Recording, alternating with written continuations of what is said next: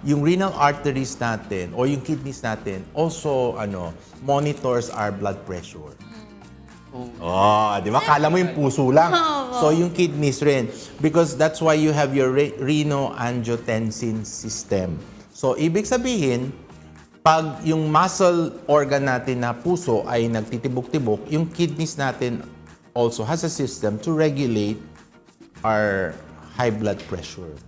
Ang kadalasan niyan, pag hindi tayo nag-iingat, so ibig sabihin, patients who are hypertensive, patients who have ischemic heart disease, 'di ba? Ischemic, ibig kumikipot ang mga ugat natin sa puso. Patients who have previously stroke are very prone to have renal disease, artery disease in the future.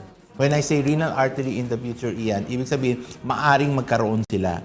It is not direct, it might be indirect. So, ibig sabihin kasi, because you have the predisposition to go to that aspect, kasi meron tayong sinasabing mga disease like ischemic nephropathy. Yes. Diba? Kung may diabetic nephropathy, kasi diabetes ka, nephropathy is the kidney disease. Opo. Meron ischemic, lumiliit, kumikipot ang mga renal arteries. Opo. Diba?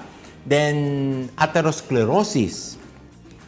Dahil masarap ka kumain, lifestyle, diba? O magkaroon ng mga plaque, mga ganon. So, pwede magbara-bara yung ang renal arteries mo. Doc, disease. opo. Dok, paano po malalaman ng isang tao na meron po siyang ganitong uri ng sakit? Meron po bang symptoms na nararamdaman sila para masabi ko na, ay, parang ganyan yung nararamdaman ko, yung sinasabi niyo? Very good. Kasi pag sinabi mo, kasi it could be uncontrolled hypertension. Opo. Pero lagi natin sinasabi, Celine, Ian, hypertension, may maintenance naman siya eh. Hypertensive na yung individual. Kaya nga minsan, silent siya. Hindi mo nalaman. Ay, talaga do. Kasi maaring yung pasyente, hypertensive, meron na pala nangyayari sa kidney niya. You know what I mean? So the best way in order to do that is what? You monitor it through yung ultrasound. Yung monitor to ultrasound. Pero lagi na sinasabi, minsan ng mga pasyente, hindi naman mag-ultrasound ng kidney yan. Opo. Hindi na niya i-scan yung kidney niya. Malay naman niya. So, it might come in late. Oh. Diba? So, it may come. So, ang pinaka na diagnosis dyan is, if you are very, very, worry about it, ibig sabihin, pag magba-blood exam ka, magkakreatinine ka, mga gano'n, may fluctuation na yan. There is a way also of seeing, titingnan mo kung sumasakit ba yung likod mo. Minsan, meron, low back pain, pero that's not really yung crampy na masakit. But yung kung iisipin mo kung nagbabago ang pag-ihi, maaring hindi, maaring meron, oo. Umiihi ka ba ng dugo? Maaring hindi, maaring meron rin.